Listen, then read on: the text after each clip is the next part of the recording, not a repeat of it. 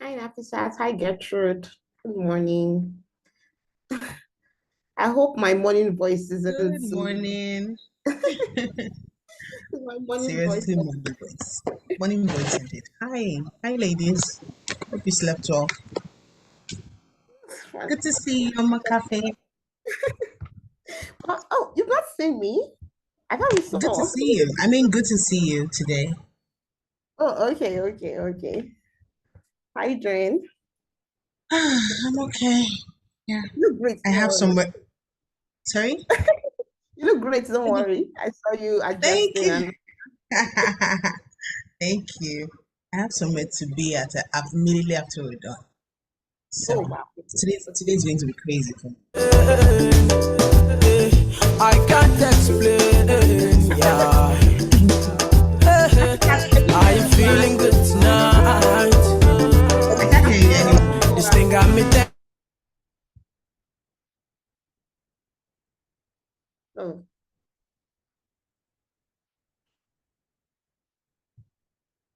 Right okay. there. While waiting for people. I guess we're the only people here.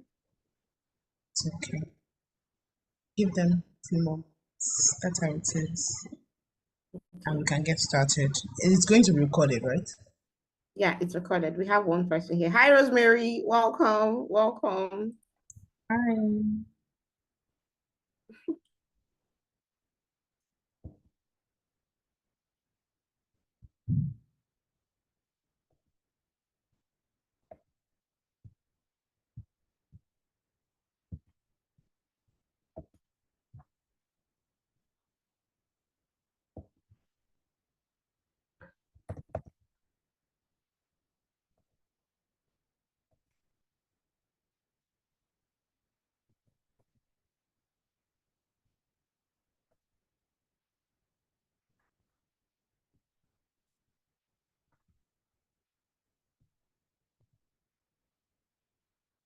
Hi, Rosemary. Welcome. I know you're the only one here from that isn't a guest or a host. So welcome. We're gonna like wait for people. We're gonna wait 5 minutes. Okay, people are joining in. Hello, Deborah. Welcome. So we're gonna wait for like 5 minutes. Let others come in. We're expecting other people. So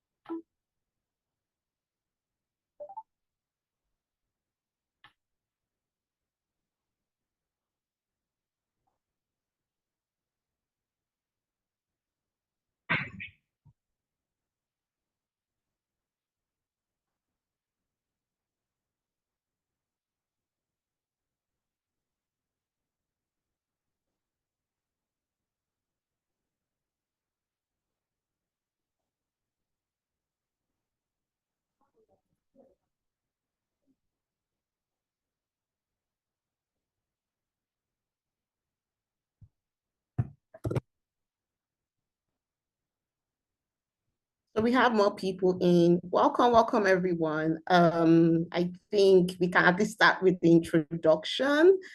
By introduction, I mean you guys are going to introduce yourself before we introduce the team.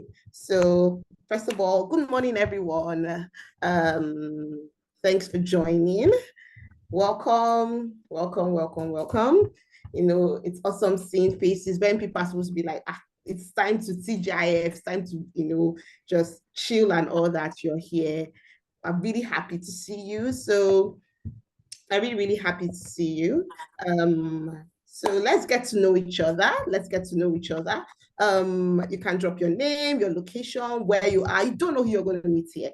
Just in the comment section, type your name, your location, what you do. See, your next blog can be here. The next person, like they say in some circles, like your next plug can be here, your next business partner can be here, your next colleague can be here, the next plug to the next position, that your dream job could be here. So drop what you do, let people know you, greet others, be like, oh, hi, Deborah. We have a Rosemary, we have Deborah, we have Oluwaseyi here. So just drop in the comments. Let's see the interaction going. Let's start, just have the conversation. So yeah, that's it. So Rosemary, where are you from? What do you expect? Things like that. Just drop it in the comment section. Deborah, everyone, Oluwa, we have an Olawumi here. We have a Didi here. We have Mobolaji Alabi here. So just drop in the comment section what do you expect, where you coming, what you do, and all that. Haven't seen anything yet. I wait for me to start. And welcome, Aloha and Praise. Welcome, Praise. I don't want to murder anybody's name. Welcome. Just introduce yourself in the comment section. Okay, I guess people want me to start. So, okay, I would start, but I won't type my own. I'll say my own. I wanted to wait for every other person, I want to give you honor, Hey, thank you, Oluwaseyi, Roland. I'm guessing it's a he. He's from Lagos. He's a sales rep, and he works at a startup called Platoon. You're looking to learn more about sales. You came to the right place. Okay. He has rolled the ball, people. Let's meet you. Don't be shy. Say hello to Oluwaseyi. You don't know what can happen. Networking is key. Okay, we'll talk about it. Networking is very important. So people, please drop your names and all that. And a fun fact about you, just drop that. Just let us not be all busy, formal. Just a fun fact about you, drop it in the chat, drop it in the chat. If you're on the road, I understand. Or I don't know, let me talk to okay, before I even continue, let me just tell you, Rosemary, Ojodu Beggar, my neighbor. I'm actually in Ojodu Beggar as well. So everybody, I trust people will not come and look for me. I'm also in Ojodu Beggar myself. Hello, Rosemary, my neighbor. Nice to meet you. Nice to meet you. So nice to meet you. Your expectation, looking to learn big on sales. Yeah, you came with the right expectations. So say hello to Oluwaseyi. Oluwaseyi, say hello to Rosemary. Just you don't know what that relationship could turn out to be. So start connecting people. I'm still waiting for you, Mobolaji. I can see you. Oluwabumi, I can see you. Okay. Bodi has joined. Oluwaseyi, I said hello, Rosemary. Rosemary, don't make Oluwaseyi, don't let him.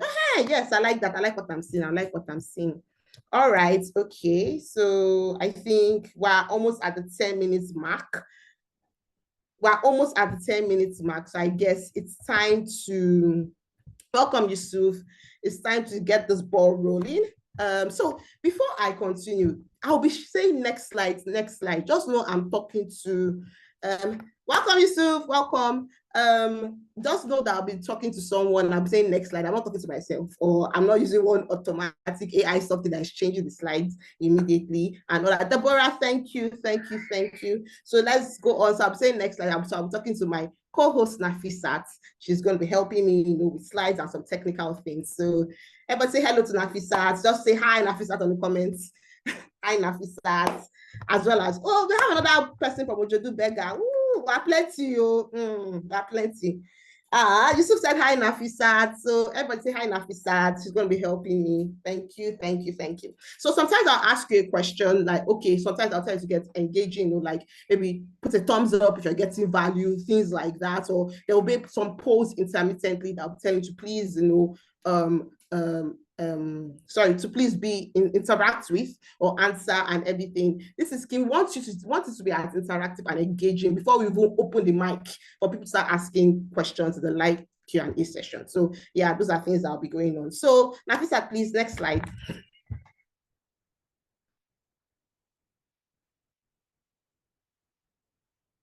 So my name, this very fast talker here. I'll try to slow down, don't mind me. My name is Omokafe Obinya. So people don't get what kind of names. I'm from Edo State, so you know all those names that you'll be coughing when you're saying it. Hey, yes. No shade, no shade. I'm not throwing shades at myself, I'm just saying. So you can just call me Cafe. So, think of Nest Cafe, Cyber Cafe, is there a coffee cafe? Think of that, and you just think of cafe from scaling. So yes, I am the growth marketing associate from scaling. And what exactly is scaling? So people already know what scaling is, but what exactly is scaling? Let me introduce scaling to you. Next slide, please, Nafisat. Scaling is a platform that connects businesses to sales professionals. Some of you here, I know, are not sales professionals. You'll be like, okay, sales. But to what? Sales is any customer-facing role. As long as a customer-facing role that you're interacting with customers, be it as a customer support representative, be it as an account, what some people they call account executives, be it as a marketing person, like your marketing, whether digital marketing, social media marketing, as long as you're interacting with the customer, we consider you a salesperson. Yes, I know this can get confusing when we start talking about terminologies. For the sake of scaling, just know that as long as you are trying to get customers to buy your product, services, and all that, you are a salesperson in scaling's mind. So we have tailored things for marketing and customer support, customer success, and the rest, but you are a salesperson when it comes to scaling, and we are here to make you win in sales, customer service, customer support, account management, anything. So next slide, please. So what we do, I said in the previous, like I saw in the previous slide, we connect professionals to businesses. And even if you're a CEO, because some people I know are business owners here, they're executives here, they're CEOs here. The idea is that we are trying to build a community of people that would actually provide solid skill sets to grow people's businesses all over Africa. That is our passion, for people to win when it comes to this sales, customer support, marketing, for people to win, drive revenue, and things like that. So we're building a community. So our mission is to accelerate growth of people and businesses by providing best sales resources. By resources, we're not just talking about people, because people are the number one assets of any organization, of any organization. So yes, we're talking about people, but not just old people. We have tools, we have learning materials, other resources. So the idea is that we are providing the best sales resources. Again, like I said, I will reiterate: sales, marketing, customer support, account management, anything like that. So we do that. So next is the scaling way. How do we do these things? We scout for the best sales talents. After we scout for them, we now train them. When we train them with the best cutting-edge techniques and methodologies out there. Then after that, we match them with the right talents to the opportunity. We match the right talents, to the opportunities using our platform. So we have a platform, we have a website, and we have a community in which we used to match people. Then we grow. The idea is everybody should grow. You, me, scaling, the business. That's just the idea. So it's a win-win situation, and that is what we are here to drive. Next slide, please. Please, if you understand this, thumbs up, thumbs up, thumbs up, thumbs up, thumbs up, thumbs up, thumbs up. Thank you. Thumbs up, thumbs up. Well, I'm not getting any thumbs up. Why people got to leave me hanging like this? I'm not getting any thumbs up. Okay, I'll continue. So we accelerate your career as a sales, marketing, or customer support professional. Basically the same thing I've been saying. Next slide, please.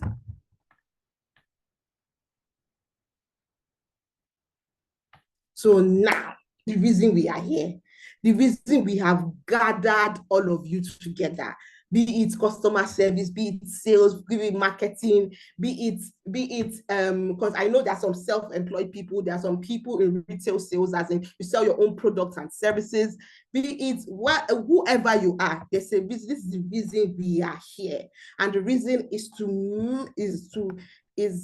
we're trying to make sales easy for you. Sales does not have to be hard. And for that reason, we are having a conversation with someone very special. But before, let me explain why this webinar is very important.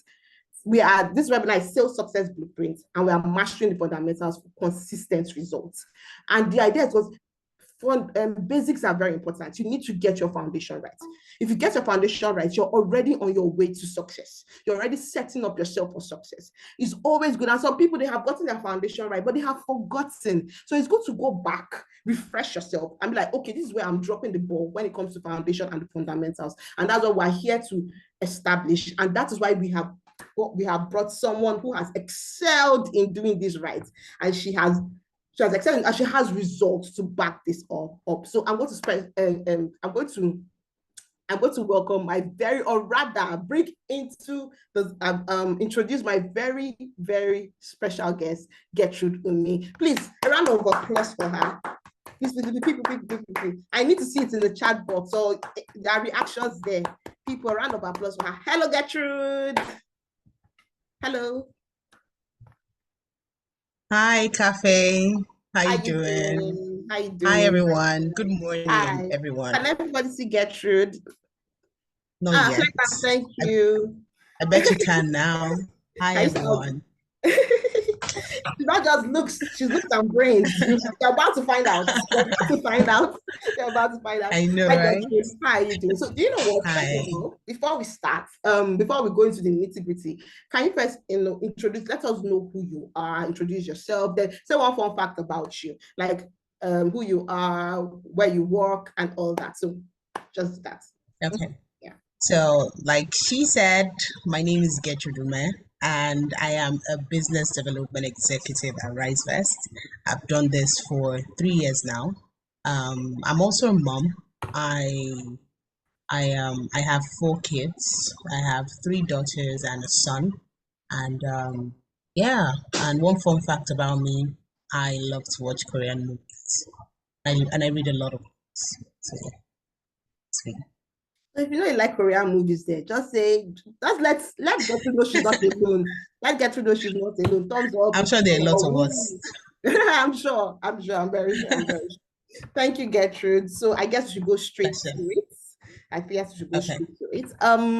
So first question. Sorry, hold on. So the first question. Could you walk us through your journey in sales and business development? Okay, I don't know whether she told you, I don't know whether you mentioned you were the business development executive at RiseVest, but in case I missed it. I did. Okay, awesome. I guess I missed it. So walk us through your journey in sales and business development. And can you tell us key experiences that have shaped your understanding of sales, like fundamental key experiences that have shaped, or rather key experiences that have shaped your understanding of sales fundamentals? Okay, so the first question is me walking everyone through how, I started in sales, right? Yeah. So sales for me came with family. I'm from a very business-oriented background. My dad, I remember vividly him taking us to his warehouse. If you're familiar with Igbo people, the interactions with his customers and containers and all of that stuff, and making offloads, taking invoices, and then what we call apprenticeship, right? In Igbo, they call it Nwa boy, and all of those things shaped my reality growing up. So that was my first interaction with sales. And afterwards, I went on to sell Forever Living products when I graduated from the university, because I was blind with passion, hungry for success, and they sold me that dream. So I did that for a bit. And then I went on to, I did this holiday membership thing back then as well. So that was like one of my first jobs ever. And I didn't know it was sales at the time. I was just told that it was, it was an opportunity to travel. And I went on there. I saw how it was. It was a room with a lot of salespeople, and you have customers working every day, and you have to sell them. And if you don't, it was really brutal at the time. And if you don't sell, you'd be dragged. But yeah, that was really my experience then, and I left because it was crazy at the time, and I never wanted to do it again. Then I went on to teach. I became a teacher because I studied English and literature. So when I graduated, I did radio for a bit, newscasting. Then when I graduated, I couldn't get a job in the media houses that I wanted to work with. So my mom was like, you know what, just go teach. You've always been that person, so just go teach. And then I said, okay. Went on to teach for a bit.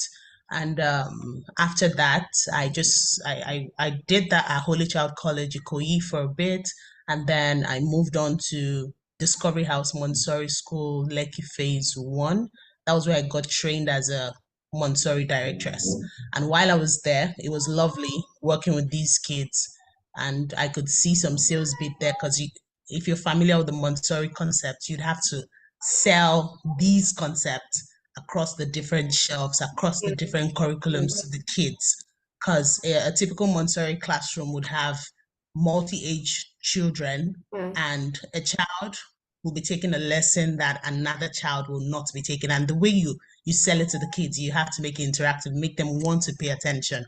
So there was a bit of, that also shaped my sales experience. And afterwards, I just knew that I wanted to do something different. And I started to pay attention to tech, and reached out to one of the CEOs I used to see on Twitter at the time. And he was so gracious to respond. He told me there was a sales associate role available at his startup. And I said, okay. I resigned from my job and applied. It was a lesser pay from what I was earning as a Montessori directress. Well, I jumped ship, and then I started to sell as a sales associate. And that was when I started doing tech sales. And here we are. Wow. That's pretty much it. So yeah. This was a two-part question. Yes. Okay, but before we actually go into the second part, let me just reiterate what she said. Number one, she was hungry for success. You have to be hungry to actually succeed. Like, you have to, when I mean hungry, not, you understand, you have to be hungry, you have to have a drive to actually succeed. And she had the drive. Then she really had a bad experience in sales. So if anyone has been in their career, you had a bad experience and you're like, oh, I'm not doing this again and everything. Yeah. Yes, momentary is momentary. Sorry, it's for the moment. It's for the moment. And if you heal properly and you grow out of that phase, success could be in front. As long as you do not just stay where you are. It's about moving forward and failing forward. So that's one bit I got from you. Then she said, even in teaching, we sell every day. We're selling ourselves. We do. We're selling ourselves, not in a bad, negative way, but we're selling ourselves. We're selling our value. We're selling what we are as a human being to people. Even if we're trying to make friends, you're selling every day. And you can see that even in the education system, when she wasn't directly into sales, she was actually trying to sell products in the sense that she was selling the essence or the necessity of a particular product to different age groups. So selling is not just, I'm going to say, come and buy my thing, come and buy my thing. Every day when you're trying to buy people over, let people buy, or rather, what's the word now? Get people over to your side, or things like that. Convince someone or person. That's selling. So every day we are selling. Every day you're selling to your spouse, you're selling to your children, you're selling.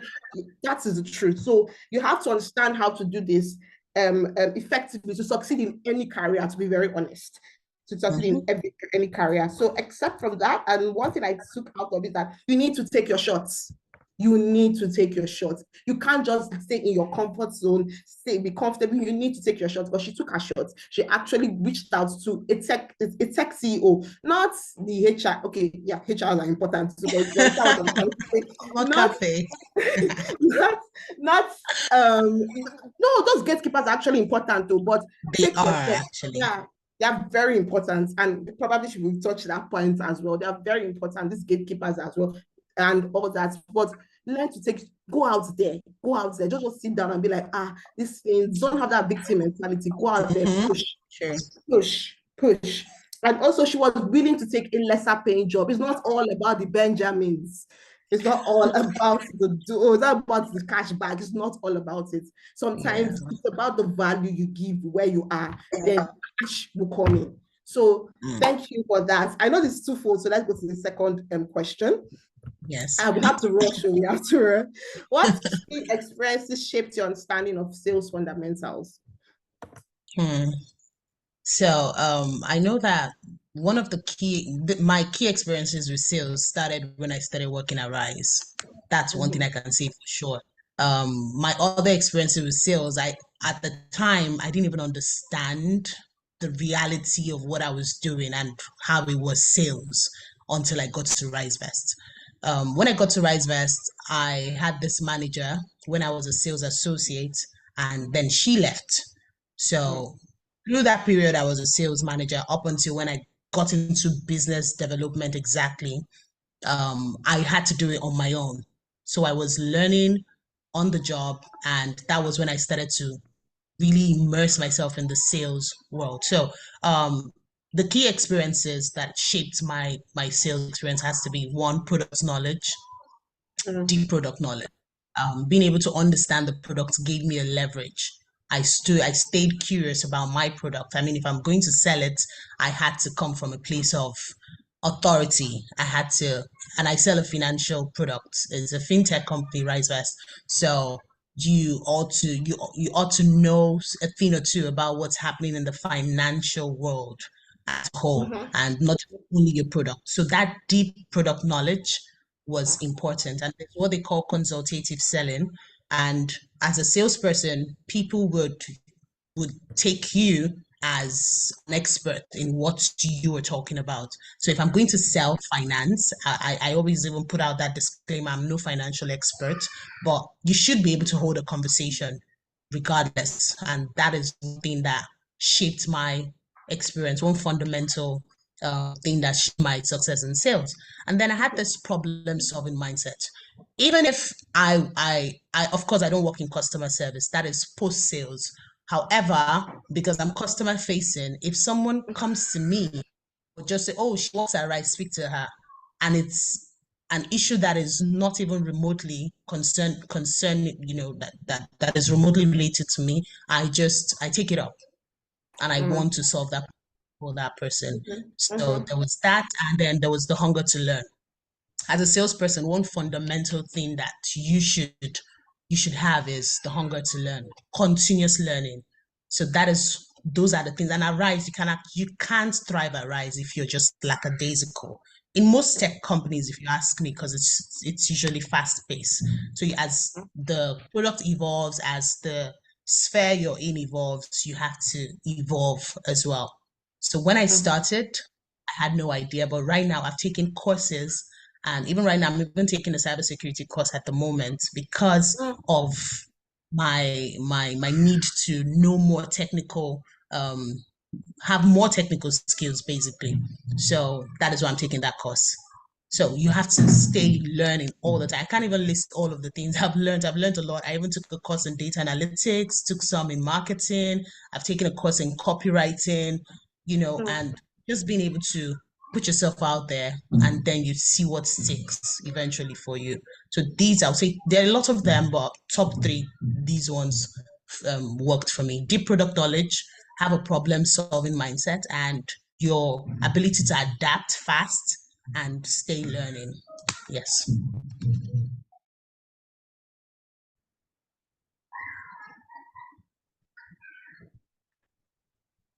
My network. Okay. Okay. Can anyone hear me? Yes, I can. Can anyone hear me? Okay, sorry. My network. That's network okay. can be sometimes. So yeah, my network. We're in Nigeria. So thank you. Thank you for getting value. Please, thumbs up, encourage, and don't forget to drop your questions, because there'll be a live Q&A session after this. So drop your questions, or just begin to write your questions if you have questions already. Nafisat, can we start with the poll? Like I said, Nafisat is my co-host and she's helping me. So clap for Nafisat as well. Can start with the poll? Thank you. So let's to reiterate what you said. You were like, products, you need to understand what you're selling. The way you need to understand yourself. If you want someone to like you, it's the same way you need to understand what you're selling. You have to have product knowledge, and you have to be curious. about it. Like you have to be hungry to know almost every aspect of it. Yes, Sure. like she said, she might put a disclaimer out there that she's not a financial expert because she didn't go to school to study it, but she must know something. She must be able to make value even beyond her role. Like you said, even customer service, which is she's not primarily customer service. That is post according to what she said, it's post sales. And yes, it is post sales. That's going according to what she said. It is post sales. So you need to be ready to go beyond the value you give out will attract what you really desire. If you don't give out much value, you won't get what you really desire, be it higher pay, be it a role outside the country, be it getting into a particular industry, because I know there's some tech enthusiasts here that might want to pivot into tech and things like that. So ensure you're putting out so much. The more value you put out, the more you attract, the more good you attract. Yes. And yeah, you need to know that. And you need to be hungry. That's something I keep hearing, you need to be hungry. You need to be hungry. Thank you. On to the next question. On to the next question. What do you consider to be the most critical okay, you can say more than one though, fundamental for success in tech sales or sales as a whole, and how do these differ from other industries? Yes, any okay, so yeah. Yeah, I already mentioned a couple fundamentals already. I mentioned being able to adapt and continuous learning. I also mentioned deep product. These are fundamentals that you need to understand in tech sales. So problem-solving mindset, very important. Across this whole sales process, you're going to encounter different challenges. Most times, I didn't have a manager. I just had a manager a few months ago, and I've gotten promoted 3 times after my initial manager left. So I can attribute that part to my being on my toes and being able to solve challenges regardless of if I had someone to direct me or not. So that is key. And then product knowledge is very important in tech sales. Have the consultative approach to how you sell your product. So there are two types of salespeople that I identify with. I know that they are hunters and then they are farmers. Hunters are the kind of people that they're just, I just want to hit my target, and they're just prospecting like crazy, right? Farmers are the kind of people that they don't want to come off like they don't want to come on too strong, but they are trying to build a relationship, and hopefully that relationship translates to sales.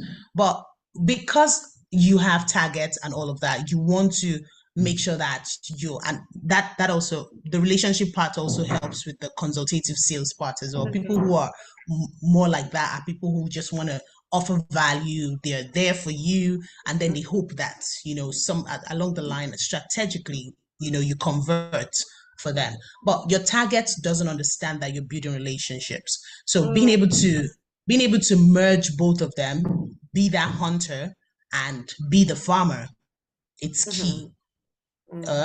When we talk about people who are extroverted and introverted, we have those in the middle that are considered ambiverts, right? But as a salesperson, you want to have a bit of that farmer intuition and that hunter instincts, right? So that is one thing I'm going to actually put out there, and being able to know that you need to prospect, you need to consistently keep your pipeline full. You can't exactly build a relationship with everybody, right? But you need to also try to nurture certain relationships. There's some persons that that they don't want you to come on too strong to them. If you come on too strong to them, they're just like, what, back off. All right. Yeah. So you just want to be able to maintain that balance. And then another I also mentioned building long-term relationships. That is one thing that has helped me. And if I'm being honest, some of these fundamentals, amidst the fact that I'm talking from a tech sales point of view, applies also in other sales industries. Yeah. Whatever else you're selling, apart from tech products, you also want to do these things in across board, as long as it's sales, in my opinion. So building long-term relationships is very important. I can attribute a lot of my success right now to the people I met along the way and the people that I offered value to, and I consistently invested in a relationship with them, and that has been tremendous. I can't even. Okay, let me cite an example. I co-founded a tech sales community, and we are working towards having our first live session this year. So we're thinking about it. We don't have sponsors. We're 9-to-5ers, but we need to pay for a hall.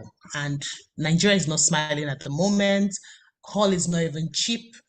But because of a relationship that I've built over time, we're just having a conversation the day before yesterday, and I mentioned it that we're just thinking about a live session, but we're so busy we don't even know what we're doing.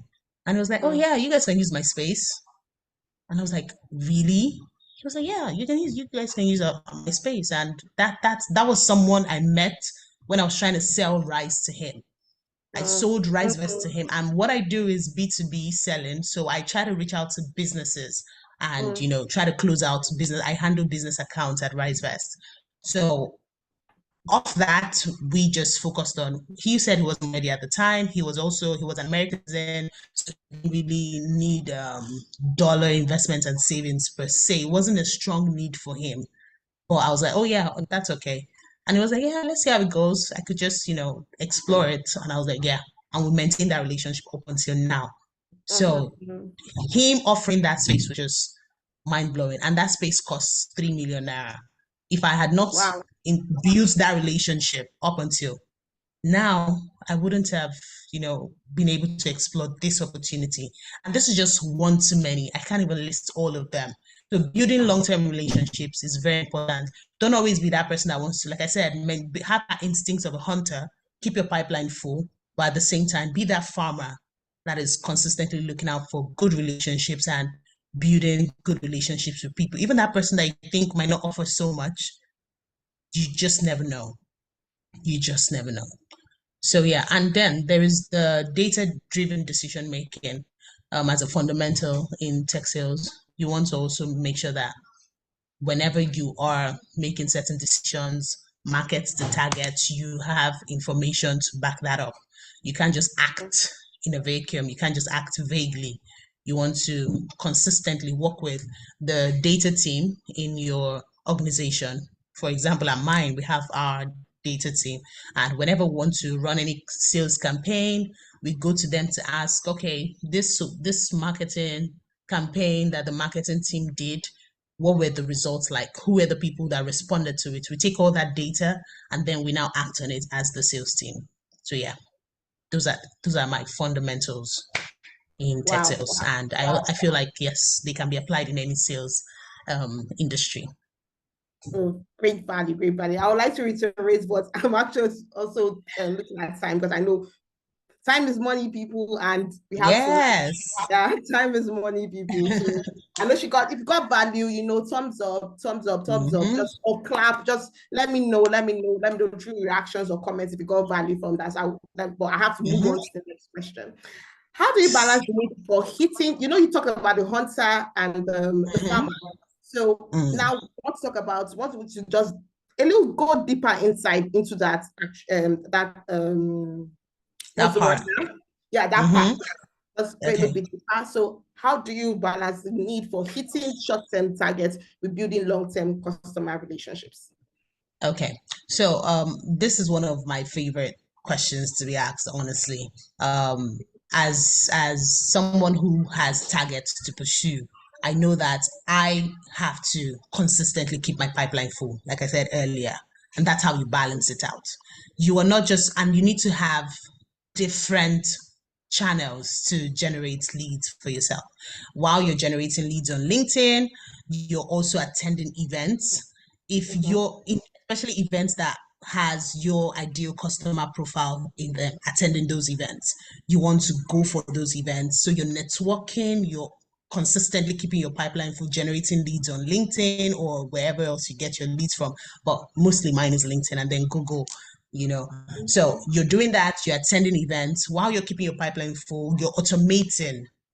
Try to use a lot of automating tools. We use at RiseVest, we use Snowvio. Snowvio allows you to send emails in bulk, and being able to do that, just you can just get your campaign ready, get your email templates in there, automate it, and that you can have about 12 different touches. A touch is for every time your you make a contact with that particular prospect. So a first touch can be a cold email. The second touch can be in your campaign, and you'd see it on Snow Value. And there are lots of tools that do this these days. I think Apollo too. Apollo, you can do that with Apollo. HubSpot.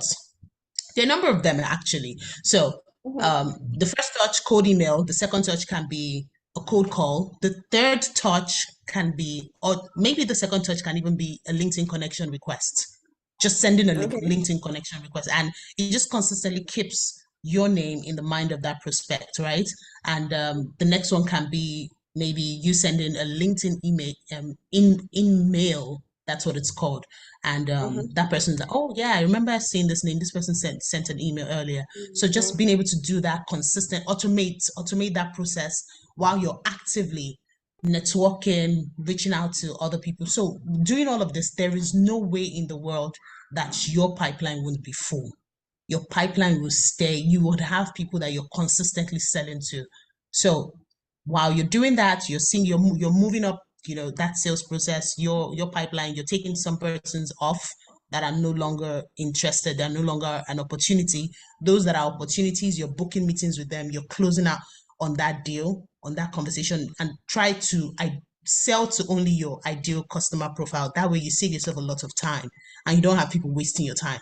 You're reaching out to people, you do your research, you reach out to people who can afford, they have the buying power for your product, they need your product.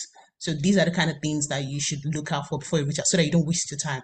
And you see that there is no way in the world that you won't be able to sell, and at least consistently sell.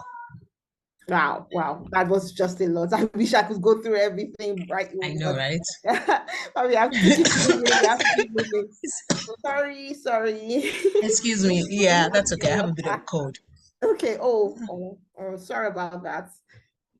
Yeah, okay. It's okay. Okay, I think you've already touched on the next question, so I will fly by and go to how do you maintain motivation and resilience in the face of challenges? And what fundamental mindset shifts have helped you succeed? How I stay motivated is one thing. I would never sell a product that I don't love, honestly. Why I left the holiday membership was because I felt like the product, there were a lot of loopholes, and I felt like a fraud every time I had to sell that product to someone. So I left. I missed the culture was just terrible. But then staying motivated, for me, I'm a very passionate person. I would rather sell a product that I'm passionate about. If I'm not passionate about it, and I know some persons have no other option but to sell a product that they're not passionate about, but you should have a plan. While you're doing that for a bit, garnering some experience, and some experience for yourself, and maybe for your resume, you can, work proactively towards, something that you would enjoy doing. But how I stay motivated is selling something that I love. I love the RiseVerse product at the moment. I love selling, right? I like the problem we're solving. And of course, I don't feel like a fraud doing that, because the organization has consistently shown that they have they have a lot of integrity, and they are also as passionate about their product and the people who work with them as I am. They're as passionate about my career growth as I am. It's been 3 years and I've gotten 3 promotions. Wow. At RiseVerse. My first year, I got my first promotion after my first year, and I mentioned I wasn't, I had to take a pay cut, more than 50% of what I was earning before. Wow. When I was a Montessori teacher at Discovery House, I was earning about 300K. Then that was in like 2020, right? 2020-ish, yes. And then when I got to RiseVerse, I was paid 80,000 when I started as a sales associate, 80K. But I started it because I wanted to make that transition from education to tech. And then when I started that, I knew that the earning potential, of course, I've done my research. I knew that the earning potential was there. I just needed to work hard. And then I put in the work, and I more than, okay, I don't want to be modest because some persons need to get this information. In sales, we know that there is your base salary and then there is also the commission that you earn. Yeah. I went from earning 80K to earning over $10,000 in both commissions, in both you like in a month, if in a good month, you can earn say over 4K, over 4K dollars, and it's a dollar denominated product, which works for me. So that was the push I got from 300 to 80K, worked my ass off, and then forgive my French, and then started earning what I earn. So yeah, just I love the product. I urge anybody else to sell a product that they love, that they're passionate about, and not just any product, a product that actually solves a problem. Because if you ask yourself, go and sell a product that is, it's just nice to have. Sell a product that people need it. There is a pain point there. That's one thing, and to keep you motivated, even when you're not making sales, you know that there's someone that needs your product. So you're just like, okay, let through the nose and get to my yes. I know that my yes is there. Unlike a product that is just, it's nice to have. There is no need there. People are like, okay, I see what you're doing, but not at the moment. So yeah.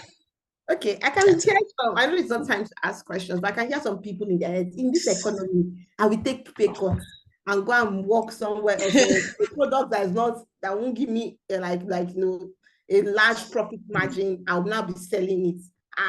Or marketing for it. Or how? So can you just for all those people that hunger is like you've not been hungry before, those kind of people, can you just drop a word or two for them before we move on to the next question? Yeah, Nigeria is hard at the moment, and I feel like I said, a good product will sell regardless of what the economy looks like. At the start of the year, we had concerns internally that people were complaining about the economy, and most people are trying to eat right now. Who is thinking about saving and investing? But funny enough, we've recorded a tremendous amount of growth this year. Wow. Because while most people are thinking the economy is bad, let me save my life first, let me eat first. Now, best way don't chop, Abi, go save money. Yeah. So while most people are thinking that, some other persons are thinking this is the time to actually save. This is the time to try as much as possible to be judicious with my finances and make sure that I'm keeping something for the rainy days. I mean, we're literally in rainy days, right? If I had done this 5 years ago or 10 years ago, I would have something to protect myself right now. So yeah, there's that. So I honestly think that while the economy is the way it is, you should have at the back of your mind that I have a goal. I know that if I can get really good at this, I will definitely be able to negotiate a higher pay, a higher salary. Maybe not at the job that is giving me a pay cut, maybe at the next one. Because I also know that there are people that they would rather work in an organization for 1 year or 2 years and hop on to the next. And they have better chances to negotiate a higher salary than somebody that sits in an organization for 2-3 years. There was also an experience with me last year where someone who got into Rise and was doing exactly the same thing I was doing, was earning the same thing as me, who had been there for 2 years-ish. That was last year. So it doesn't matter much to me because I understand that I understand how it works. I can leave when I want to leave, but I'm here for a reason. And when I achieve that, then I can move. And honestly, you know that the next salary will definitely not be, because based off my results and based off my experience, I'm definitely negotiating something higher. So learn, be focused, you know why you're there. So even if you're taking a pay cut, align. Let your lifestyle also align with that pay cut. Keep it moving. When it's time for you to leave, take all of that you've learned, all of that experiences, and negotiate for something better. It's interim, actually, just for a while. and before you Yeah, know what's yeah. happening, So you're it's earning almost good. like, okay, sorry for cutting you. It's almost like a Yeah, that's okay. long-term game. It's more about the long-term Mm-hmm. game, just what you eat and drink right now. So you have to be Exactly. like driven by passion. If you're not driven by passion, you don't believe in the product. And you could, I think, because you said some people find some things valuable, like, and you might not look at it in that sense that maybe you know a lot of people that don't find it valuable, but that's a set of people that find it valuable. Like you said, you just needed to know in Rice Vest, you guys actually had one of the best years, from what I can hear, right? I don't know where I'm getting that right. Yes, One of the best exactly. years this year. There are people out there that want what you are selling. So if you really Yes. believe in it, you'll be able to sell it better. If you really believe in it, you will love to know more about it. So, so you have to be driven by Mm-hmm. passion. It's not about just what you eat and drink right now. And sometimes Exactly. it's a long-term game. Wow, that was wonderful. Okay, next question. Okay, you are a certified participant in McKinsey Forward program.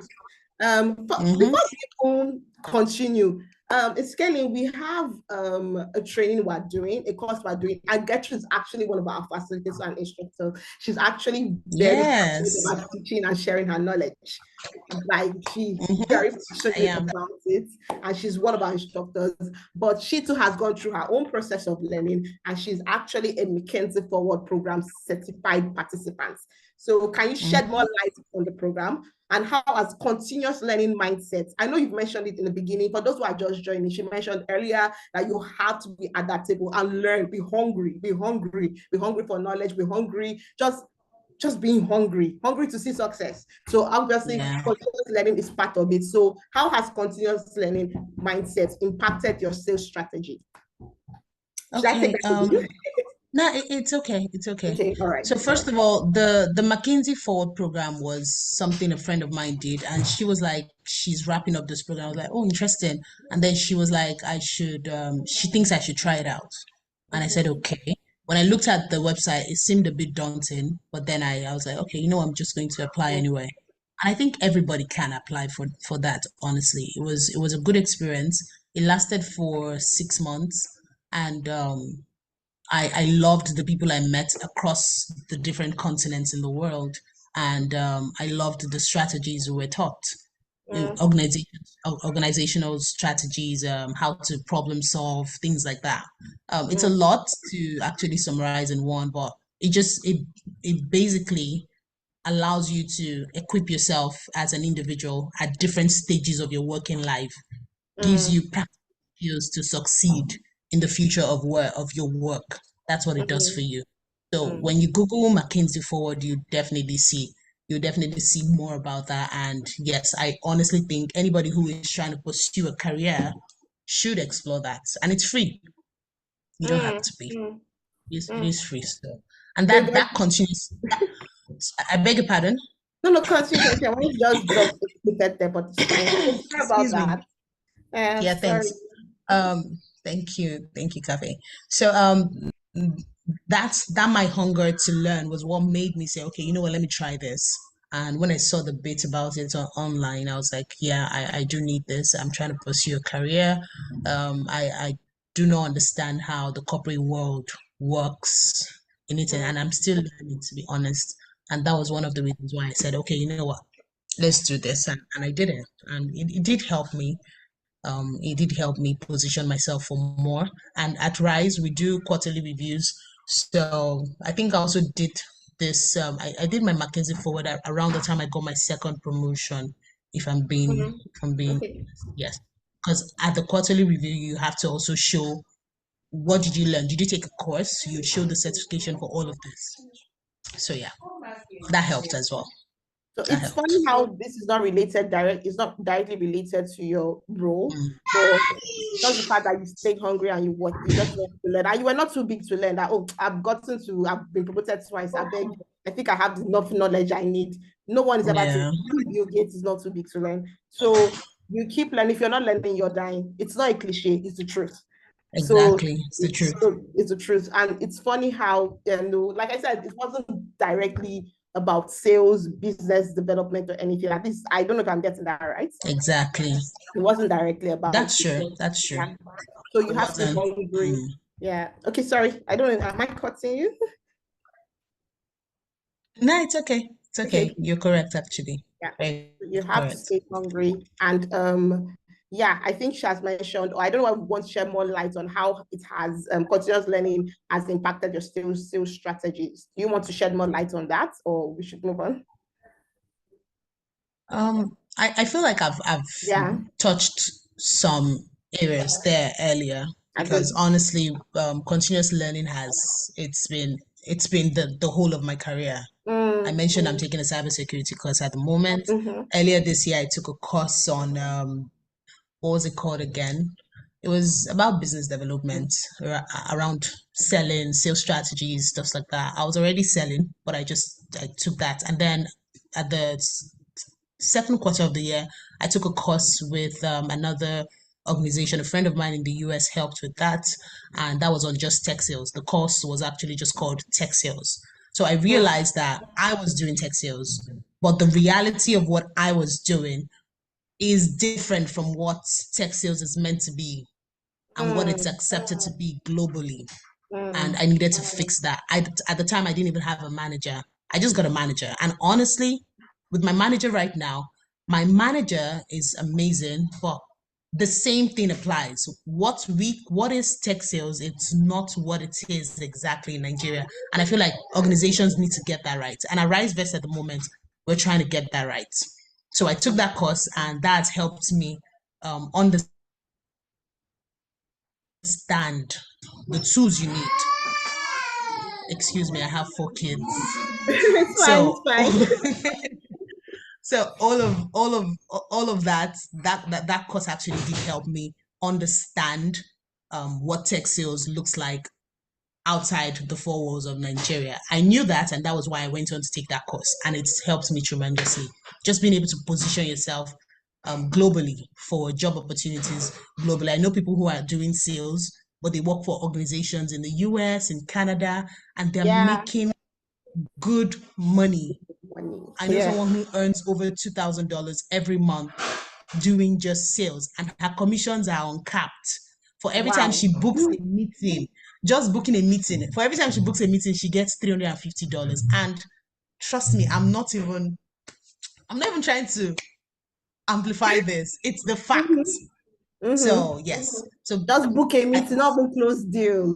just book a meeting. And you know, in Nigeria, the thing in Nigeria is we are doing SDR roles, we're doing account executive, we're also doing Yeah, yeah, customer service all at once. yeah, Because yeah, you will prospect, you will get your leads, you will book a yeah. meeting, you will still manage that account. Client, But in yeah. the abroad, an SDR will focus only on prospecting Lead and generation. just generating leads. Yeah. An account executive will sit in the meetings with the leads that the SDR has generated and close these Yeah. deals. And they all earn crazy commissions. So you I have can't to wait for say, us to get there. you can I even can't wait say for us to get there. Nigeria is almost a good training ground. It is actually, it It's is. a And very good training. being aware of that made me take that tech sales course, and so that you can position yourself for global opportunities. Yeah, Nice, that's nice, it. nice. I'm sure some people's ears are not being ding, ding, ding, ding, ding, ding, ding, ding, ding, ding. Yeah. Okay. So we're about rounding up. Please, I've seen only one question so far. Drop your questions. This is going to be the next session is going to be Yes. very interactive. So drop your Yep. questions. And if you're getting value, please thumbs up, clap, anything. Just just get the community engaged and everything. So just drop, yeah. Thank you, Rosemary. Thumbs up to you too. And every other person, just let us know you're getting value. Let's know you're getting value. In fact, it might make me want to reiterate the points if you actually. Thank you, Deborah. Thank you.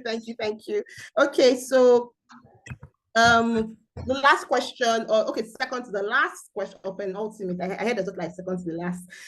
Ultimate question for this session. What advice would you give to someone just starting their career in sales, particularly in tech industry, or someone who is just navigating sales as a whole, or just being enthusiastic or curious about sales? Anything like that? Any advice? Or any advice for someone who's just getting into sales? Or marketing, anything, customer facing. Okay. For me, I feel like there's a lot to say on there, but if I'm going to say one thing and one thing alone, I would say don't look down on yourself. Yes, don't look down on yourself. That is one.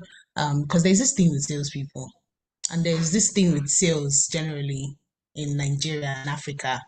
When you're in sales, some people think it's condescending. They feel like it's a condescending role to be in. Some persons who are in sales would use all sorts of fluffy terms for it, partner success, so many things for it, right? I feel like salespeople, when they understand that, even though I need to go out there and look for customers, prospects, close deals, I'm bringing value. I'm bringing value to you. I am not begging you for your money. Yeah. And that's how I move. I move that way. I'm like, when I go for events, oh, what do you do? I'm a business development executive at Rise Vest. I sell tech products. That's what I do. Apart from Rise, I've sold 2 other tech products. I've sold a cloud product before. I didn't talk about that in between. I've sold a HR tech product as well. And for me, being able to do that was amazing. And I carry myself in that light. You can't see me and say, oh, she's just a salesperson. No, you would never be able to say that about me. And sales is not just a sales role. Be yourself, right? And don't look down on yourself when as a salesperson or marketing or whatever else it is you're doing. But I can speak on sales so much because that's my reality. So not looking down on yourself, chin up when you go out there, smile, meet people, come from a place of I'm offering value, and nobody would look down on you. If anybody wants to look down on you, that's actually the customer that you probably do not need. I understand that part of the sales process where you need to pursue certain people strategically, but it can go relationship, it's both ways. As human beings, it's our innate desire to have certain connections with other humans. But if someone is not returning your energy, by all means, don't forget that you need to move past the nose quickly so that you can get your yes. So yeah, don't look down on yourself. Most sales, when you see salespeople at events, sometimes you just know that they are salespeople. They'll be all crouched in one corner, and they'll just have this daunting look. Or you'll come to someone, you're like, hi, can I please talk to you for a bit? No. You need to dress well, smell well, move into the spaces like, okay, I'm here to help somebody else make their life better with the problem I'm solving. So yeah, that's my advice. So basically come with the value, like a solution providing mindset. You're not begging people. Exactly. You have something that is valuable. Be proud of what you have. It's not, don't let the pressure of the targets get to you. Like just be proud of what you have. You're not going to go and beg people. You're going to go and have a solution to your problem. And this is it. If you go with that mindset, you don't have to feel inferior or anything. Thank you. That was so beautiful. Thank you. Okay. Can you distill your sales philosophy into 3 fundamental principles? Just break down your sales philosophy into 3 fundamental principles. Or if you want to do more, you can do more. I can remember an earlier conversation I had with you. We said something about mind over matter. I don't know if that's what you're going to do. Okay. But yeah, I'm not trying to feed you what you should say, but just answer, finally, just distill, break it down to 3 fundamental principles. Yeah. Okay. When it comes to principles in sales, I definitely would rather focus on the value, like I said, and sell from that point of view. That is one. There's what they call focus on values and not the features of what you're selling. Your product might be all of that. Most times, a customer doesn't want to hear all of the amazing features or what your tech team did or the new, what is in it for me, honestly. That is one. So come always place of value. How you position yourself on your show, how you self on when you go for physical events. That is very important. Then another one I would say is that persistent prospecting. That is a principle that should not be ever taken for granted. You want to be that farmer while you're trying to build a relationship with certain prospects or potential prospects, but all hunt and steady, keep your pipeline full, consistent, prospecting, and be a good listener. Be a good listener. As salespeople, when sometimes we just meet people and we just want to talk about all the amazing things that you want to ask. What do you do? Listen to them. I like to talk about themselves. They would literally light up when they're talking about themselves and what they do. So be that good listener. And if you practice active listening, you would be able to glean in some insights that would give you something to sell your products through. If maybe not even there and then, it could be after that call. Sometimes meeting someone can be, after listening to that person, you connect it with each other on LinkedIn. I don't even go around with my cards anymore. Are you on LinkedIn? Oh, cool. We connect on LinkedIn and we keep it moving. And then I just make sure I follow up with you after the event and try to book a virtual call, and we can then have a conversation. From that call, we like to call it a discovery call, where you get to know if that person is an opportunity or not. You get to know if that person can buy your product. So you want to strategically ask certain questions that would, make you know if that person, can afford your product or not. And then, you keep it moving. So consistent prospecting, understanding the customer's needs, and selling value, focus on value. Yes. There are a couple of others, if I'm being honest, being able to manage time. With sales, you have to be very organizational, personal organization of yourself, your activities, and that aligns with how you manage your time. So managing your time, and then we've also talked about learning continuously. That's also very important. And objection handling, that is another thing. So handling objections is one principle that salespeople need to understand. When someone says no right now, are they saying no to you or no to the product? It's no to the product, maybe no for now, maybe later, and just being able to navigate all of that is very important. So those are mine. I'm very sure you deep dive into this when you're taking your classes. Taking the class, exactly. Yes, I will. Definitely. Definitely. Yeah, you deep dive. I know a lot of people, some people will be like, I wish you could, expatiate. Don't worry. We get to that. We get to that. The classes will help. Yes. Yeah, the classes will really help.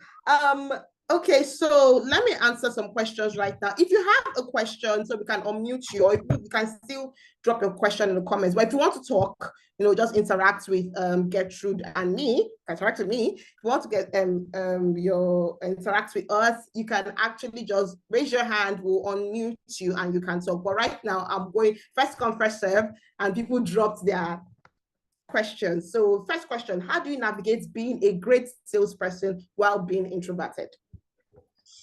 That's an amazing question. How do you navigate being a great salesperson?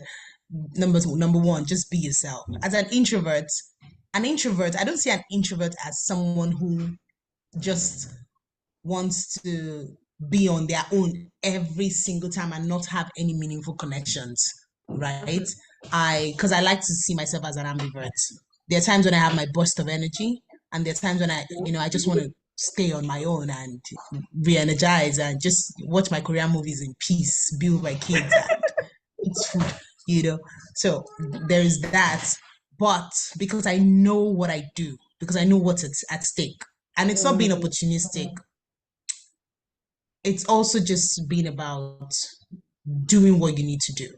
You're an introvert, but you need to eat, right? You're an introvert, but you want to grow your career. Do what you need to do. If you need to go for an event, you go for an event. If you need to say hello to someone, say hello. Honestly, the worst that can happen is you get a no. The first manager I met at RiseVerse to tell me, don't be scared to speak to anybody. Everybody here, you see, excuse me, I'm about to say something really nasty. Everyone you see here, regardless of their status or whatever, they take a dunk. So talk to anybody you like. Talk to anybody you like. The worst that will happen, they'll snub you or whatever. But like I said, depending on one thing that works when I go out for events is how I dress. I do not joke with how I look. it is very important as a salesperson, and you don't need to spend a lot of money trying to look good. Yeah. Just make sure you're. I know someone on LinkedIn who prides in the fact that as a salesperson, whenever she goes for events, she's very colorful. There is no how you won't spot her, right? You're not just a walking rainbow, but you get what I mean. She likes to lean into the side of wearing more colorful outfits and look more attractive, right? Just being able to do that is it's key. How you dress, how you carry yourself, how you approach people is very important, honestly. So while being an introvert, if you know what's at stake, if you know what you're trying to achieve, you're not going to, jump on a pole and start dancing. You just one by one, you're going to meet people one after the other. You can't talk to everybody in the room. Sometimes when you go for an event, you want to sit back, observe the room, take note of maybe the speakers or whoever. Be like, oh, I'll speak to this person. Just maybe you need 1, 2, 3 people, and you're good to go. And then rinse and repeat. Wow. So you have to learn to break out of your comfort zone when it is necessary. When it is necessary. I know. Okay. So next question. So next question, how do you handle rejection during cold calls? And okay, it's a two-in-one question. How do you handle rejection during cold calls? Second one is tips on closing deals. But I think you should talk about handling rejection first, then tips on closing deals second. Okay, so how do you handle rejections during cold call? Rejections might not be an outright, right now, I don't want to buy your product. I don't want to buy your product, whatever it is, or someone just being rude, right? I like to see rejections in different ways. Sometimes it might just be, I don't need the product right now, and I'll circle back later. Last year I got this business who they were interested in what we were doing, but at the moment they didn't want to go ahead with it because they had other things lined up for that quarter. So I set a reminder and then I followed up with them last 2 months because I got the notification as to when he told me that they'll be ready to take on the product, which is what I did. So it might not be, and of course, you get those that will be like, I'm not interested at all. This is not, and it's okay. So keep it moving on to the next person. No problems. Move on to the next person. And it's not about you. Because as salespeople and as human beings, sometimes we internalize the no's a bit too much and it discourages us from pursuing other opportunities out there. So you don't want to internalize that no as they're saying no to you. They're saying no to the product. Okay, no wahala. Keep it moving. I'm looking out for the next person that says yes to me. And maybe you also want to if you check the data of how that prospect, you want to know if you should still pull data from those metrics that you got that particular prospect from, or maybe that collection of prospect, of data, whatever, it's not your ideal customer profile. Maybe you need to go back, re-strategize, and then reach out to people that you know need your product. I am selling an investment product right now. I'm selling it for businesses. Of course, there are individuals who are taking advantage of it. So I'm looking out for businesses that I know they would have. I like to look out for businesses in my vertical. It's easier to talk to them than traditional companies. When you talk to banks to bring money, most times they even have licenses and stuff that would restrict them from. So you know that is not exactly your ideal customer profile.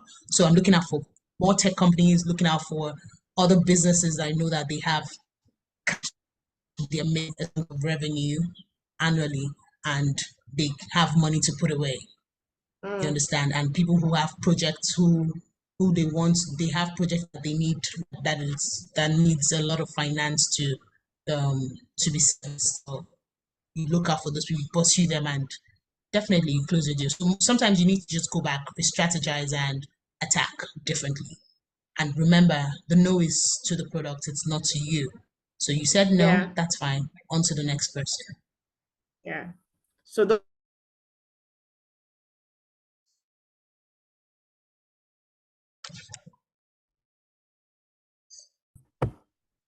Hi, Cafe, you're frozen. Yeah, network. I was like, don't internalize rejections, basically. Yeah, don't, Don't internalize. honestly. Okay, Tipton. Oh, well, he said thank you. He said thank you very much, person that asked the question. So I think you also Welcome. touched on tips on closing. Roland, she says welcome. So you also talked on tips on closing deals, right? While talking about the handling rejection. So we should just move forward. If you still have your question, we're about to close this session though. So either you Yeah, raise your hands. Sorry. I was going to add something to the Mm-hmm. closing deals part. So, depending on what you're selling and who you're selling to, for example, some people sell a B2B, B2C product. How you would close deals for that might be different from a B2B product. The thing Yeah. about B2B, if you're selling to businesses that have even multiple decision makers, the deals might not just flow like it's closing quick. Some Mm, business to business deals can take 1 year to close, yeah. some Yeah. even longer. Mm-hmm. There was this deal I Rise that before I joined Rise, it was on, right? And then I had to take up the deal when I eventually became a business development executive. And it took about the first year of that, it took about 2 years. We had that this year was when we came to a resolve this year. So, Mm-hmm. so some business it takes different things, especially based on the kind of product you're selling, for it to close. If it's a high ticket product, some products are also very expensive that need multiple Yeah. decision makers to for it to close. So that is why you now have to know who you're reaching out to. If it's those Mm-hmm. kind of products that you're selling, you always want to reach out to people who are decision makers. You're not going to yes, gatekeepers, they do their thing, right? It's good to have a Yeah. champion in an organization that will push for you. But it's a lot easier when you, all my years right now doing business development, I learned early to reach out to the decision makers, and that is the fastest way to close your deal. Don't just reach out to Mm, anybody in that organization. You're reaching out to the CEOs. If you're selling a financial product, you want to reach out to maybe the CFO, someone that can make that decision, that can make the call for you. It just makes your deal a lot faster, mm, mm. regardless. So prospecting rightly is actually very Yes, important. it's very important. It's very important. So I know some of these terms we're using might be new to some people, but don't worry, we'll let Yes. you know how you can learn more about this as we move forward. So we have the last question for today. Final doors, people. If you still have a question, drop it now. Okay, not forever hold your peace, but at least for this moment. So final Cafe. questions, people. Raise your hands if you have something to say. Use the reaction icon. Raise your hand and everything. So yeah. So after this, no, if you don't drop your question, we'll move forward. Mm-hmm. Okay. Regarding discovery calls, how do you go about understanding what the customers want before talking about your own products? Okay, so first thing first, you need to do your research. Prospecting one, if you're prospecting to your ideal customer, it's already easy to have that discovery call. And there is also ChatGPT now. ChatGPT can do Yeah. amazing. I had this meeting and I just put in there. I got the website of the company, put it on ChatGPT, and then I said what I was about to do. I was about to have a discovery call specific. ChatGPT, if you put the right prompts, it will give you what you need. But if you put the Yeah. silly prompts, your own. So Yeah. I said I put the website of the company and then said I'm about to get on a discovery call with this company. I need good discovery questions that would help me understand the pain points of this. Of course, I did my research, so I knew that.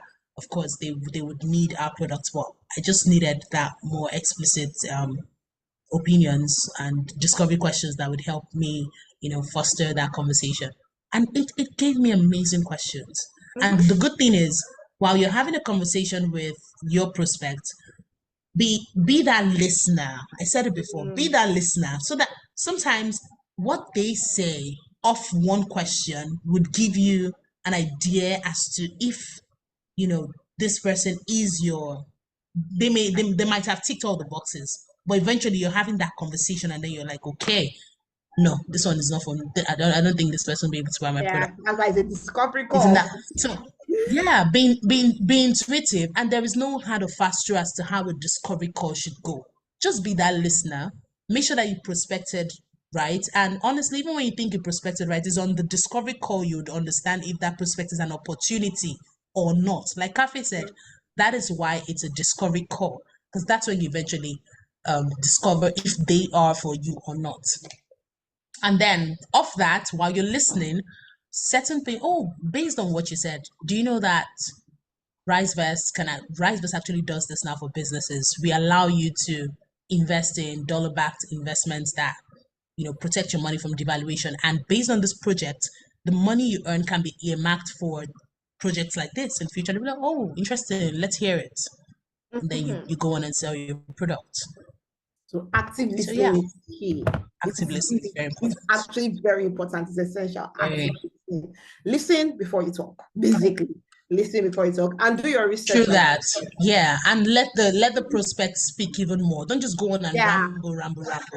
Yeah. And those things we call awkward silences, they actually do help, because it will nudge the prospect to speak a bit more.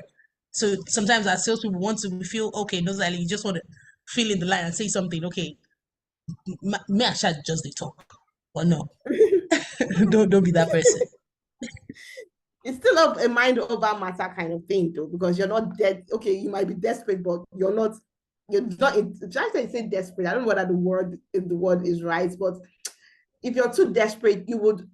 Sorry, permit me to say Messian. And you might lose the person. Oh, you will. Oh, okay. The person who asked the question is actually raising his hand. Hello, Praise.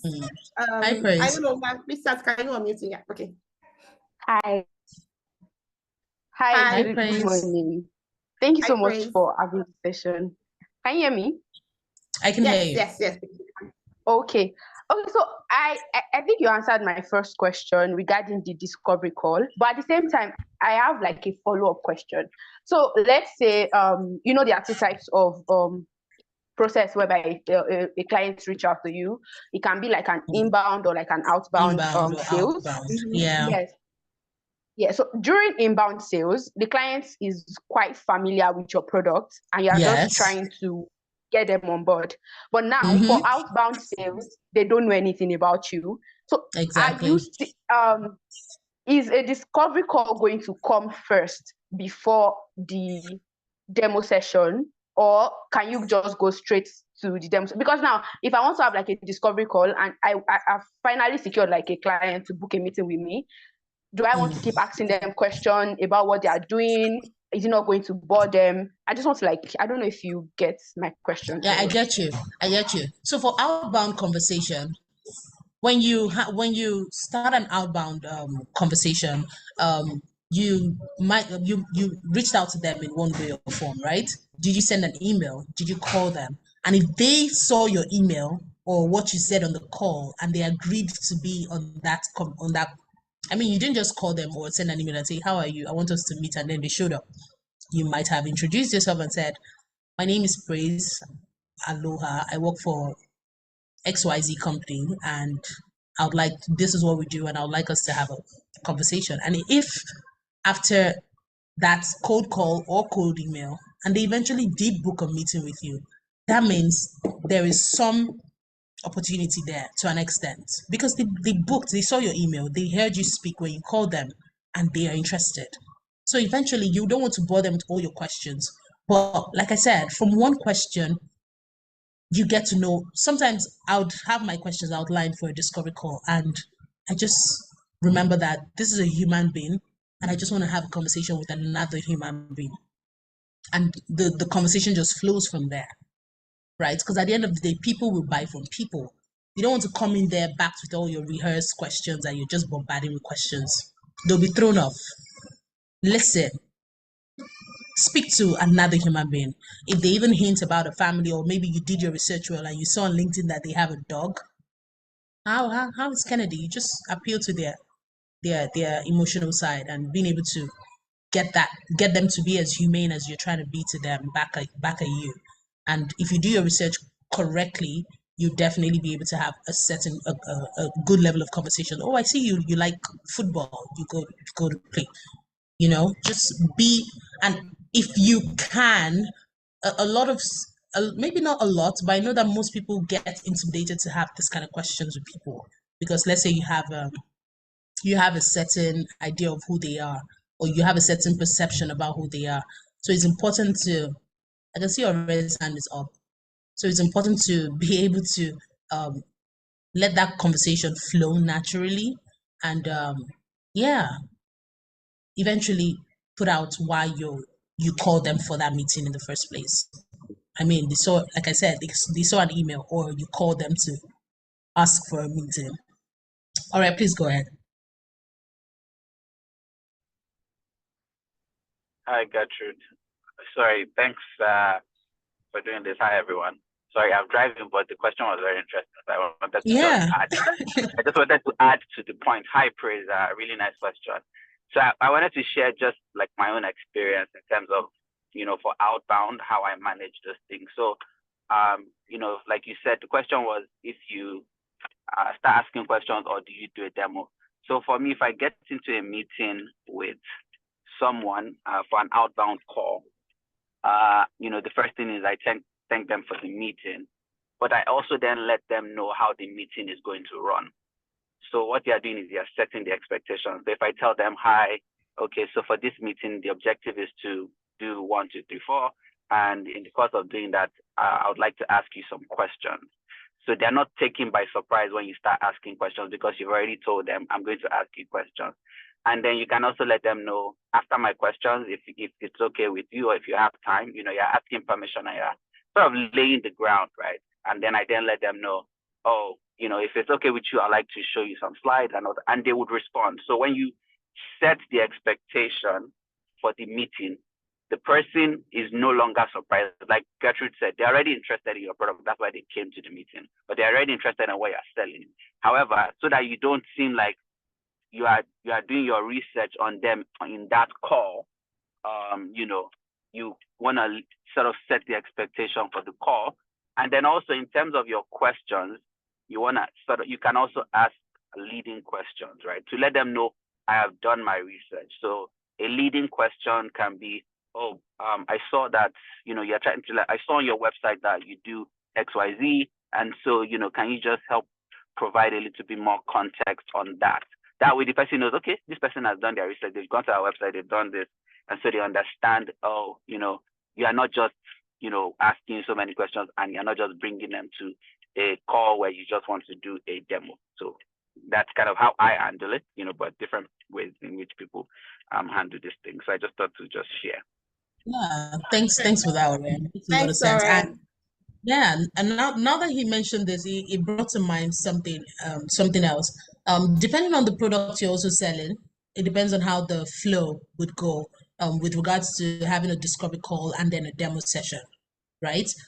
When you're also trying to book a meeting, another way to help close your deal faster is to ask that person, who else would you like to be a part of this call from your end, from your organization, especially if there are multiple decision makers, right? It's important to ask that question. And when they are on that call, it's easier. When I was selling the cloud product, I know that most CEOs have no clue about the back end of things, the technical bits. So you want to ask, who else would I, want to be on that call? And they'll get their CTOs on board on that conversation. So you know that in that discovery call, you just might have a demo. Because it's a technical product you're selling. Cloudly was a very technical product. We had to show them what we are talking about.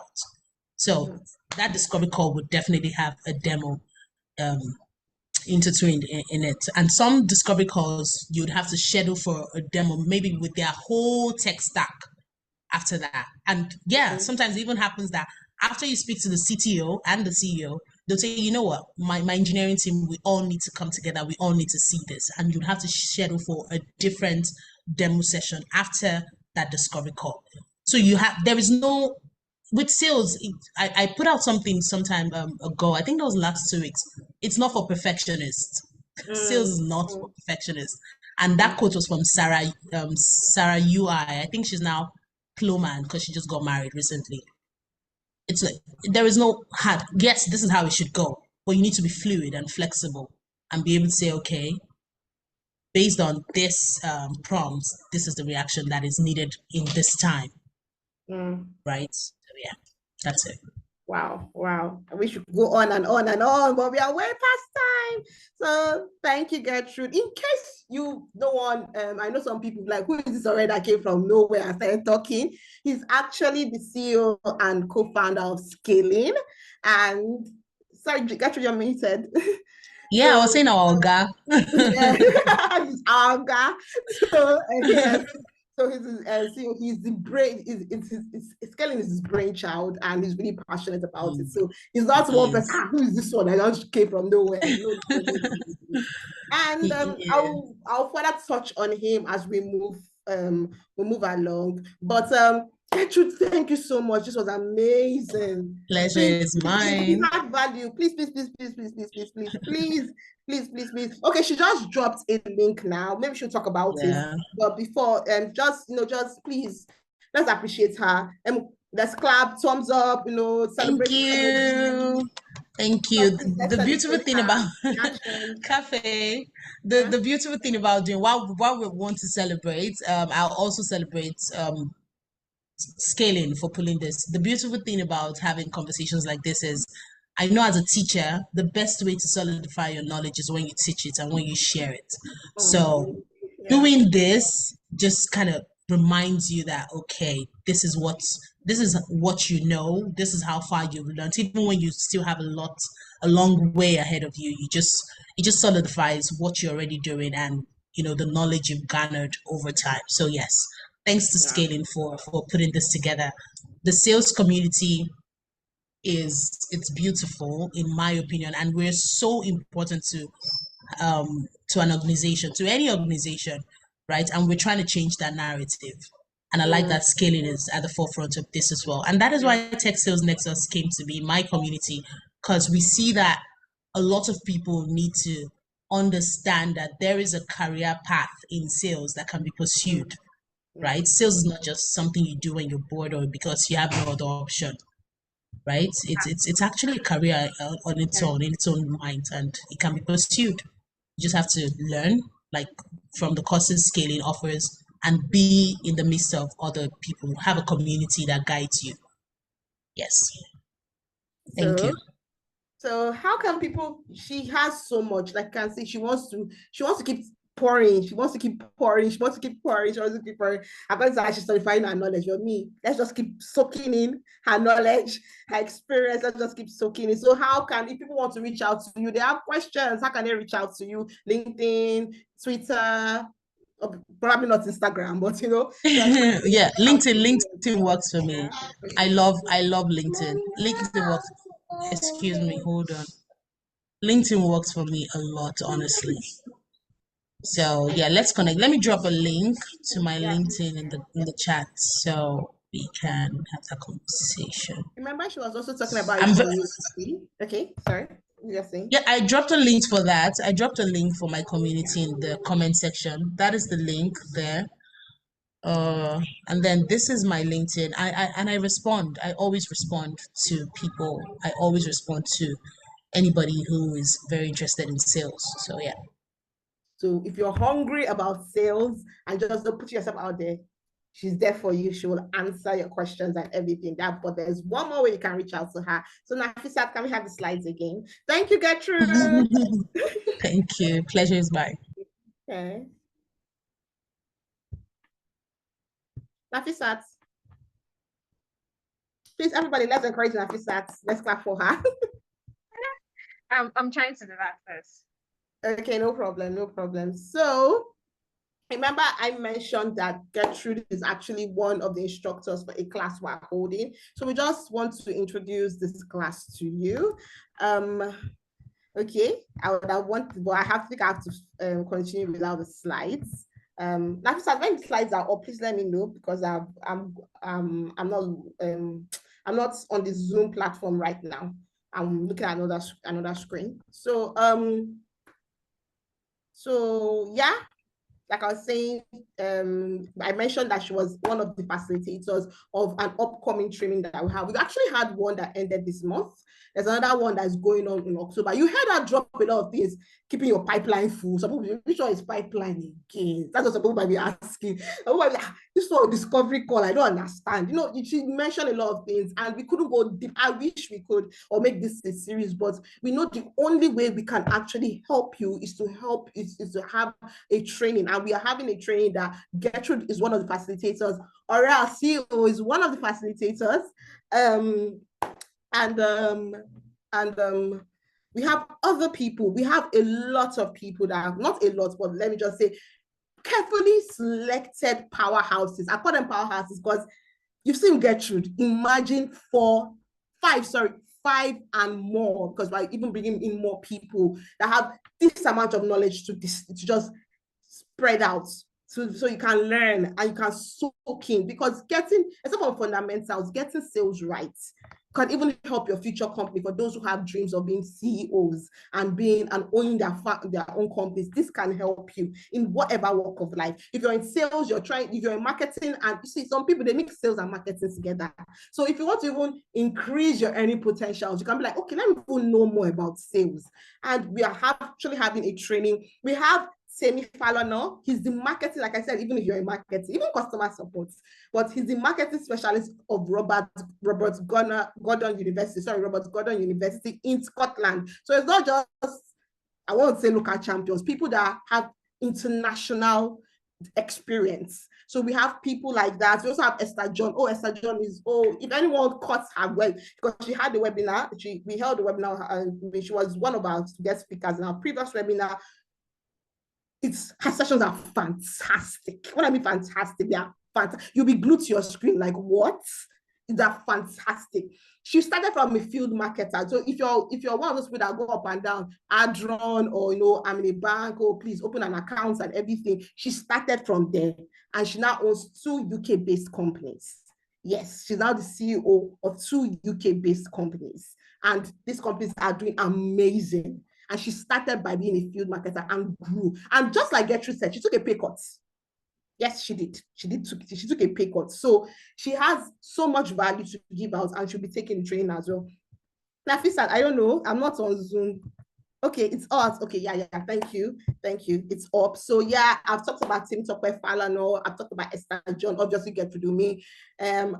Already, I just dropped, like, I don't say thief in the night, with beautiful nuggets will also be there as well. And we have some of us in scaling crew that will be there taking you and helping you grow in sales as a sales development rep. It's a 6-week virtual training, and we're going to start on Thursday. So we started enrolling people. So if you're interested, like I said, we'll be taking you on techniques, hacks, tricks, strategies that have made these people successful, the best in their games, who are sought all over. They are sought all over. So if you want to become like them, this is a good place to start. The class will commence 3rd of October, like I said, and we'll go in depth into strategies. Like you heard a lot of things that Gertrude said. You heard a lot, and we have much more. Let me use this word: no cap. We have much more. And to be interactive, and you also have practical sessions, even an opportunity to intern for those who are maybe in between jobs, or maybe you're trying to just, trying to just have a taste of what these things you've learned so much, just put into practice, and you're in between job, or you're trying to expand or trying to transition. This is also a good place to start. When you do the practical sessions, you can apply to be an intern, and we'll partner you with we'll get you into some of our partner programs that you can actually come, and you can earn while trying to learn the skills, putting the skills into practice. So yes, you have intern opportunities as well. And like I said, you earn commissions and sweets. Like she said, some people just to book a call, you're getting $350. Don't sleep on it though, but let me leave it like that. But that's not only what we've got for you. We have a whole lot of free resources. So some people might be like, because this is actually paid. No, I won't. I'll be very honest with you. This is actually paid, but we have a lot of free resources. We have quizzes, free courses, and you have access to all our resources, all our free resources, and the paid one as well, if you're interested. So if you're interested, just scan this. Nafisa, please, next slide, if you're interested. Okay, Nafisa is also dropping links. You can drop links. You can see she's dropping links, so you can actually click on these links and actually, well, Nafisa, next slide as well. Right, I'm on this slide. Can you okay, okay, okay, sorry. Yeah, I can see it now.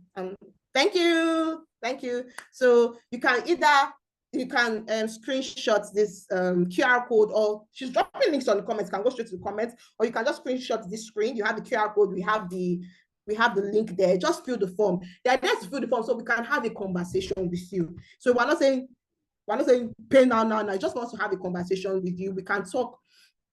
We can talk through how you can pay for those who are just, or if you're looking for the free class, we just send an email. So we send an email to the resources, both the paid and the free one. So you can take, so just take a picture, a screenshot, and just fill out the form after this call. I think that is it. We have really, I know I wish this go on and on and on and on, but I think we are at time and we need to go now. Thank you so much. You guys are the real MVPs. It took our time, stayed an hour and a half, and thank you.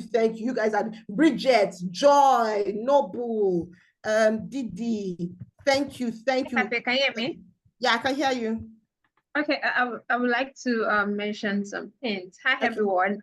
Thank you for joining us. It's been a great pleasure to have you guys here, and we are happy that you were able to get value for your time, right? And we're really excited to help you start your journey in sales. So like Cafe mentioned, the sales program is going to be very transformative for you. We are going to hold your hands to get to the point where you able to understand what you're doing and also get value for your time, right? And the like she mentioned, is going to be an interactive live classes, right? So you are not going to be watching the recorded classes. You're going to be getting value just like we are here.